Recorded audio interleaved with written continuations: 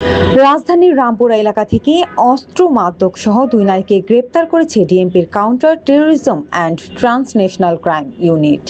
তারা হলেন ইসমত আরা লিপি ও প্রিয়াঙ্কা আক্তার রত্না। গত শুক্রবার রাতে বনশ্রীর ডি ব্লকের 7 নং রোডের একটি বাসা থেকে তাদের গ্রেপ্তার করা হয়েছে। এ সময় তাদের কাছ থেকে একটি বিদেশি পিস্তল, 5 রাউন্ড গুলি, 5 পুরিয়া হেরোইন ও 20 পিস ইয়াবা ট্যাবলেট জব্দ করা হয়। পাশাপাশি তাদের জিম্মায় থাকা মাদক পরিবহনে ব্যবহৃত একটি খয়েরি রঙের প্রাইভেট কার জব্দ করা হয়। এ ঘটনায় রামপুরা থানায় একটি মামলা করা হয়েছে। গতকাল এসব তথ্য জানান রামপুরা থানার এসআই আলী জাহান। মামলার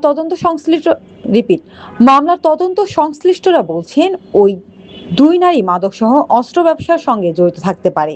তাদের দুজনেরই বয়স আনুমানিক 30 বছর। তাদের দুজনেরই গ্রামের বাড়ি দিনাজপুরের পার্বতীপুরে। তারা ঢাকা শহরের অভিজাত এলাকার বিভিন্ন নামিদামি হোটেল, রেস্তোরাঁয় শিশাবারে গায়িকা হিসেবে ডিজে পার্টিতে অংশ নিতেন। সেখানে অবৈধ মাদক ও অস্ত্র সরবরাহ করে মোটা অঙ্কের টাকা হাতিয়ে নিতেন। তাদের সঙ্গে কারা কিভাবে জড়িত তা তদন্ত চলছে। তাদের 7 দিনের রিমান্ড চেয়ে আদালতে পাঠানো হবে। রিমান্ড পাওয়া গেলে তাদের জিজ্ঞাসাবাদে অনেক তথ্য বেরিয়ে আসতে পারে।